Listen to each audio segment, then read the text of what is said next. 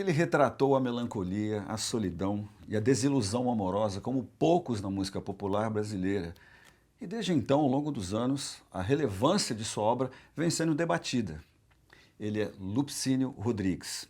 E hoje, aqui no Som do Vinil, eu recebo uma grande amiga que, além de ser gaúcha como ele, produziu um belíssimo trabalho só com canções do mestre. Para falar sobre a música de Lupicínio Rodrigues e de seu disco de 1973, Dor de Cotovelo, eu tenho aqui ao meu lado a minha queridíssima Adriana Calcanhoto. Então me diga a quem devo agradecer, depois que fiz tantas promessas, para meu bem não me deixar. Bem-vindo ao Som do Vinil. Obrigada.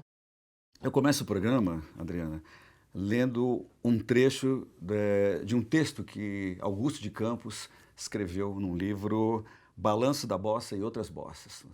Enquanto outros compositores de música popular buscam e rebuscam a letra, Lupicínio ataca de mãos nuas com todos os clichês da nossa língua e chega ao insólito pelo repelido, à informação nova pela redundância deslocada de seu contexto.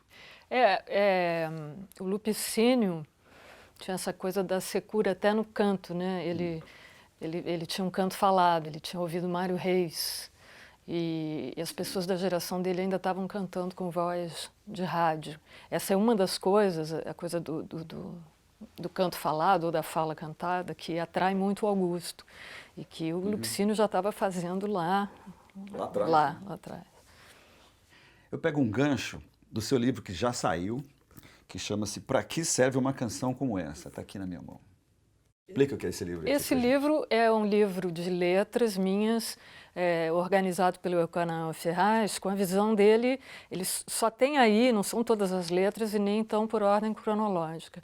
É uma visão dele sobre as letras que ele acha que sobrevive sem a melodia. Eu não tenho essa capacidade de tirar a melodia, porque eu só escrevo em função da melodia. Claro. Mas ele consegue, então, se ele diz que elas sobrevivem no papel, eu acredito. Então pergunto, pensando em Lupicínio Rodrigues, para que serve uma canção como aquelas que ele escreveu? Entendeu? Que são canções muito intensas, que retratam a tristeza, a desilusão, enfim. Eu acho que aquelas canções servem para ele manifestar uma coisa que, em primeiro lugar, não é muito do mundo masculino. Admitir que está traído, que tem dor de cotovelo. Né? A posição do homem. Até hoje, né? Então, um homem desbragadamente dizer essas coisas, usar umas palavras que ele usa e que ninguém tinha usado ainda e que ninguém usou depois, isso por si só se explica como para que é que servem aquelas canções. Eu sabia que você um dia me procuraria em busca de paz. Ele foi um exímio observador do nosso cotidiano, não foi? Foi, sobretudo do universo onde ele escolheu, porque na verdade, como ele trabalhava como fiscal do ECAD, ele tinha que viver na noite. Então, ele escolheu a noite, o mundo dele era a noite. E na boemia gaúcha sofre-se muito essa coisa da dor de cotovelo. É um momento ali onde vários homens que não estão muito felizes se encontram, fazem canções e tal. E ele teve uma coragem, eu acho, alucinante. 2011, quando você lançou o disco O Micróbio do Samba para o jornal O Estado de São Paulo, você disse o seguinte: ouvia muito Lupicínio no rádio, no bairro do Cristal, onde passei a maior parte de minha infância. A influência dele é forte no meu trabalho. Às vezes ele aparece e fica de forma mais explícita. Eu acho que isso é quando o Lupicínio... Porque como eu não tive impacto com o Lupicínio igual eu tive com o Caymmi, com o João Gilberto, porque como era uma coisa que sempre existiu, desde que eu me entendo por gente, tem um Lupicínio tocando no radinho lá na casa, não sei o que. Então eu não tive essa coisa de me deslumbrar com ele, era uma coisa muito presente. E aí o DJ Zé Pedro me disse assim: você tem que cantar Lupicínio porque esse homem te pertence. Eu fiquei com aquilo e, sabe, fui pensando essas coisas de influência e tal. E acabei fazendo aqueles sambas e aí me dei conta que eu desde pequena ouvia esse samba, que era o dele. Interessante como você chegou nisso, esse percurso, né? É. De que forma, uma coisa que já estava ali, você Porque eu só viu mais acho, tarde. Charles, que sempre me perguntaram muito sobre o Lupicínio pelo fato de eu ser gaúcha. Sim. E eu aí era diferente de falar das pessoas por quem eu me deslumbrei, falei, que isso, quem é essa, né? Mais tarde, assim, na adolescência. E resolvi olhar para isso no micróbio do samba, que é essa expressão que ele inventou, né? Micróbio do samba. Tão chique, tão cheia de si, tão triste, me ouça. Agora, sobre esse trabalho aqui, né? Teve o micróbio do samba, que a gente acabou de dizer, mas teve Loucura, um olhar seu sobre a obra de Lupicínio. Vamos falar um pouco desse trabalho aqui. Eu recebi um convite da Universidade do Rio Grande do Sul, que estava comemorando 80 anos, e alguns intérpretes gaúchos iriam cantar alguns compositores gaúchos. E aí caiu o Lupicínio para mim. Então isso foi bacana também, porque foi uma provocação externa. O micróbio do samba estava lá, eu já tinha pensado sobre isso. E aí quando eu fui selecionar repertório, quando eu comecei a pensar como é que seria, foi tudo tão mais fluido, era natural. Parecia que eu sempre tinha cantado todas aquelas músicas, quando na verdade até algumas eu descobri depois do show. Mas parecia que eu tinha passado a vida cantando essas músicas. Repare bem que toda vez que ela fala, ilumina mais a sala do que a luz do refletor. Voltando para a coragem que o Lupicínio teve de escrever o que escreveu, retratando, assim, do ponto de vista do homem, né? Como disse, a desilusão amorosa, separação, perda, dor de cotovelo, a maneira como ele abordava. E você disse que admirava muito o Lupicínio por isso, né? Por ter essa coragem de revelar essas faces do mundo masculino que normalmente os homens evitam até em falar, que dirá admitir. Ele é o perdedor. Ele é incrível o ponto de vista. E isso que a gente estava falando, isso era o que ele via ali no universo dele. Nem tudo, como se gosta de pensar, foram situações exatas que ele viveu. Tem esse episódio maravilhoso que quando o Caetano foi conhecer o Lupicínio e ele levantava no bar e cantava algumas músicas, depois voltava para a mesa, levantava e voltava. Quando ele ia cantar, quando ele ia e cantava uma, duas, três músicas, a mulher dele cutucava o Caetano e dizia assim, tudo mentira. O Lupicínio traduz uma face muito interessante assim, da cultura gaúcha, né? Da maneira como os gaúchos veem a vida, como é que eles encaram as tragédias, né? Que jeito é esse do gaúcho que o Lupicínio traduz tão bem? Eu não sei falar em termos de gaúcho total. Eu acho que eu sei mais falar de Porto Alegre, que é a minha cidade, a cidade dele. Uma cidade que as pessoas falam que tem um clima, um certo ar de Berlim anos 20. E Porto Alegre foi fundada por açorianos.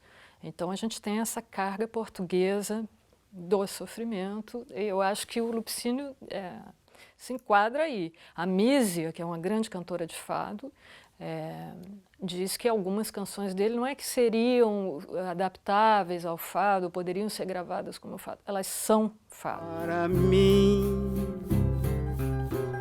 só existe um caminho a seguir, é fugir de ti, é fugir. E quando a gente ouve as canções do Lupicínio, uma pergunta pode aparecer, apareceu para mim, né? A importância do amor na nossa vida, né? E tudo que isso pode implicar. E hoje em dia não é mais assim, né? O que eu quero dizer, a impressão que eu tenho é que nessa época o amor era o grande objetivo das pessoas, né? Realmente encontrar e conseguir chegar lá, fazer acontecer a sua paixão amorosa, viver o seu amor, né? Isso foi substituído no nosso cotidiano por trabalho, por consumo. Concorda? Concordo. Acho que o ambiente da noite é um ambiente das paixões também. É tudo muito intenso, é tudo muito... Os contrastes são enormes, né?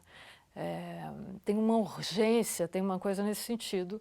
E também é um lugar onde você pode desabar, onde você vai afogar as suas mágoas, você vai botar os cotovelos em cima da mesa. E o remorso está me torturando por ter feito a loucura que fiz. Por um simples prazer fui fazer meu amor infeliz.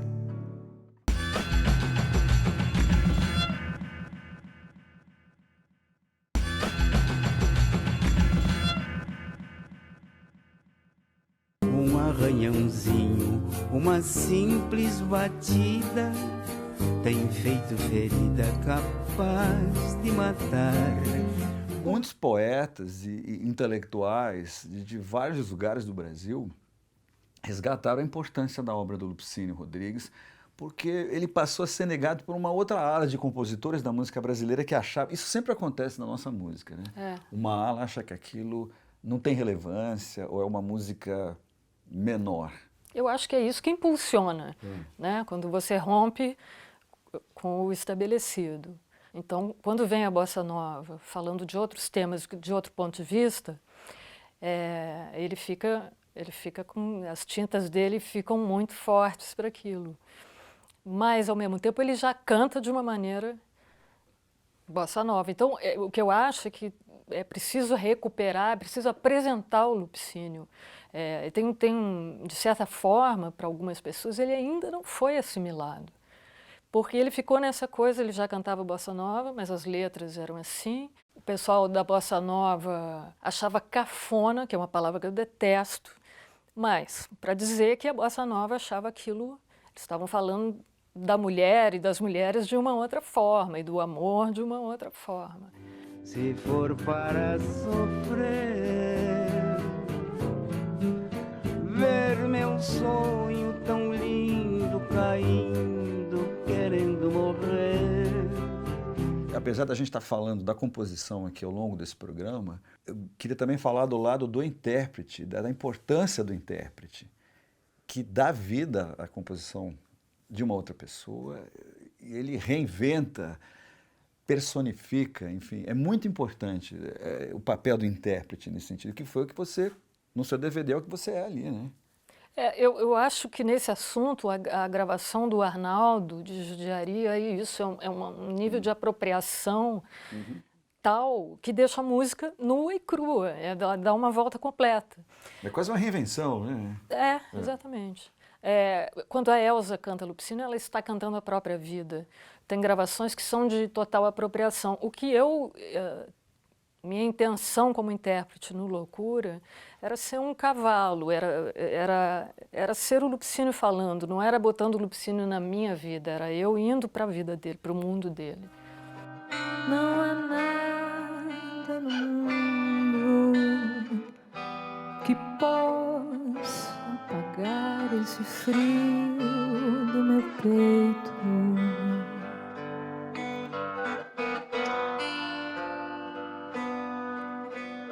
Volta, vem viver outra vez a meu lado. Não consigo dormir sem teu braço,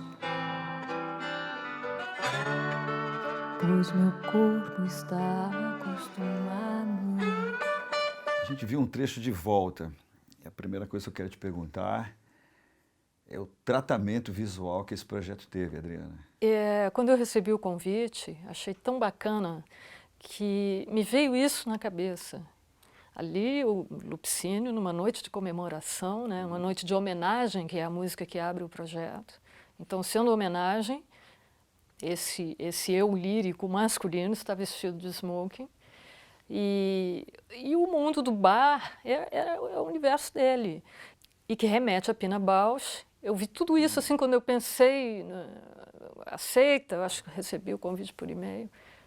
Eu enxerguei isso, que é o que a gente pode ver no DVD, assim, de cara.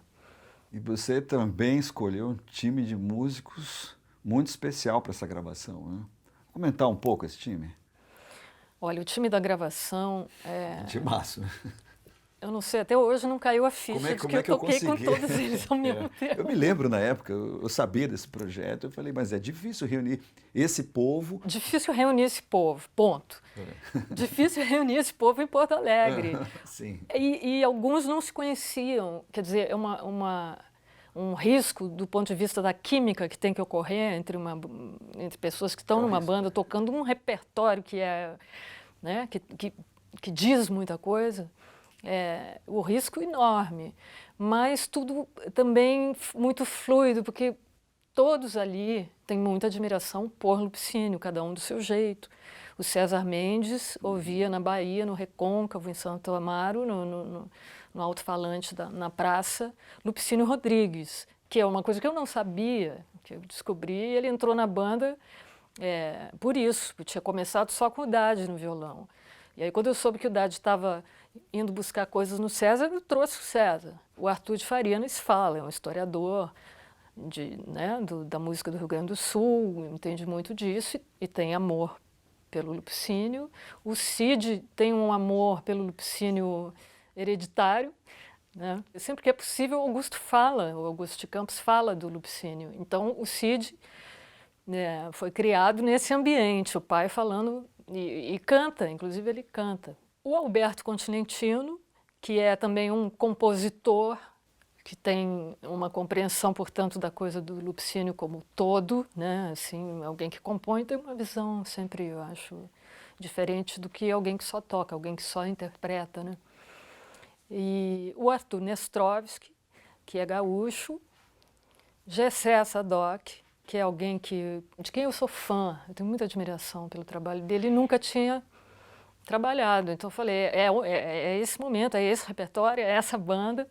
E eu acho que ali na hora, fazendo o show, como a gente não teve muito ensaio, as intervenções do Gessé eu estou escutando. Não tem uma combinação de quando é que volta para o refrão, eu deixo ele desenvolver aquilo, porque eu estou ouvindo o que ele está dizendo. Eu tinha que, aliás, ficar atenta para voltar, para não ficar só ouvindo o Gessé. Eu acho, assim, matador. Se acaso você chegasse no meu chateau e encontrasse aquela mulher que você gostou, será que tinha coragem de trocar nossa amizade por ela que já lhe abandonou? Vamos trazer seu trabalho, Loucura, para dentro do Dor de Cotovelo. Loucura, que é o título do seu DVD.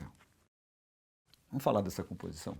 Ela é muito importante para mim porque foi a primeira vez que eu tive impacto com Lupicínio, numa gravação da Bethânia.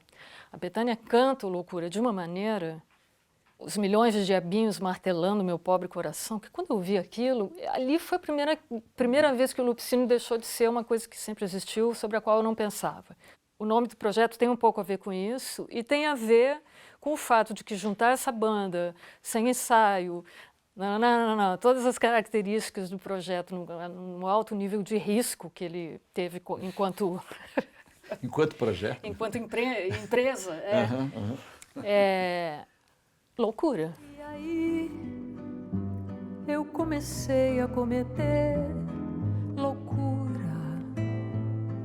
Era um verdadeiro inferno, uma tortura, o que eu sofria por aquele amor.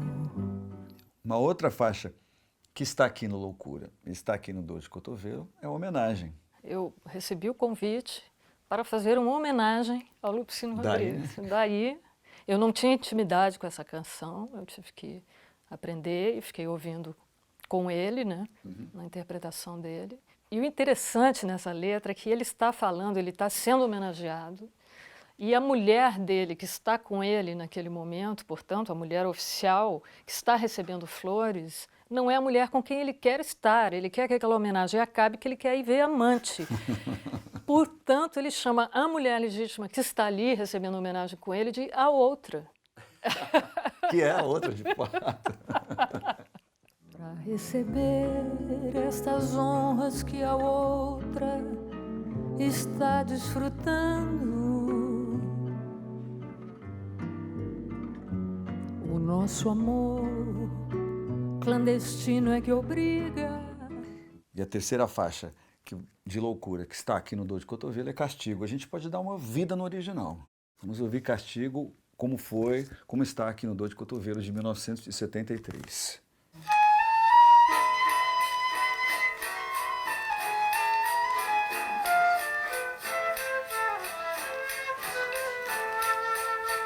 Eu sabia que você um dia me procuraria em busca de paz, muito remorso da saudade, mas afinal o que é que lhe traz?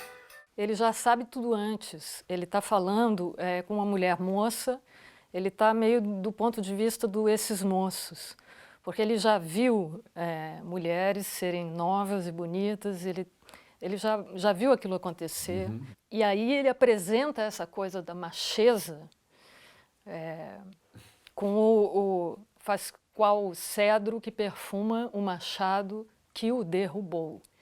Isso é que é ser homem, esse outro lado da macheza, que é uma grandeza de generosidade, né? Esse lado bom da macheza, de ser homem e tudo, eu acho que ele dá nessa canção. Também, né? Fazer isso com pouco ensaio, pouco tempo, assim, e com a banda se encontrando praticamente perto da gravação, foi isso? Na hora. Né? Bom, acho que esse programa é sobre coragem, basicamente, né? Podia falar da outra faixa, que é Judiaria, dessa canção. Tem uma letra engraçadíssima, de certa forma, incorreta politicamente nos tempos que vivemos. Nesse sentido, as pessoas dessa época tinham muito mais liberdade para... Para falar certas coisas, não para fazer, talvez, né? É isso? Que seja. Essas palavras que estou lhe falando têm uma verdade pura, nua e crua. Estou lhe mostrando a porta da rua para que você saia sem eu lhe bater. Lupicínio gravou poucos discos, alguns 78 rotações, um LP e esse aqui do episódio, o Dor de Cotovelo, né? Por que você acha que isso aconteceu? Ele cantava na noite, a coisa dele era ali do momento, não era do registro. Ele ir para o estúdio e cantar e botar o fone, não sei o que, eu acho que não era... Até fez, mas eu acho que a coisa dele era cantar ali, aquele momento, naquele momento. Gostaria que você dimensionasse a obra do Lupicínio Rodrigues na música brasileira, Adriana, hoje. Acho que todos os trabalhos, Gal, Elza, o meu, Bethânia, o Arnaldo, coisas assim esporádicas, e a Joana é uma grande intérprete de Lupicínio. Uhum. Tem um disco inteiro só de Lupicínio. E tudo Jamelão, isso, né? Jamelão, tudo isso ajuda a entender o Lupicínio, mas eu ainda acho que ele precisa ser assimilado, não só por nós intérpretes, ocupar o lugar dele na música brasileira, ainda falta um pouco de coisa para acontecer. Só para não deixar passar aqui, Arrigo Barnabé também fez um grande trabalho com a obra de Lupicínio Rodrigues, só para deixar registrado. Arrigo Barnabé, que é completamente outra visão, outra forma de entender as canções, sublinhando tudo aquilo que ele está dizendo, indo, né, fundo, esquecendo ele como intérprete do canto falado. Quer dizer, a gente vê o Lupicínio por esses trabalhos de mil maneiras, mas ele tem muitas camadas, então ainda tem o que escavar. Sim. Queria te parabenizar por esse projeto lindíssimo. Obrigada. E por todas as coisas que ele resgata da obra do Lupicínio. E deve ter muita gente perguntando ali atrás da tela, né? Cadê o vinil do Loucura? Cadê esse vinil duplo aqui?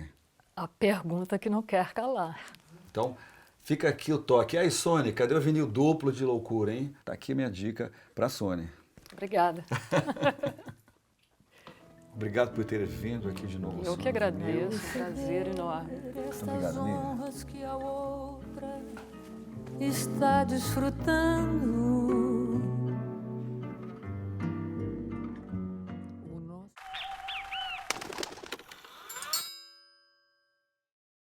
O que você tá fazendo? Nada. O que você tá falando? Isso é o cococu. O que é Coca-Cola? Comente, compartilhe, curta. Quer fazer comigo? Tá bom. Cococu, cococu, cococu. E a gente fica repetindo isso pra sempre.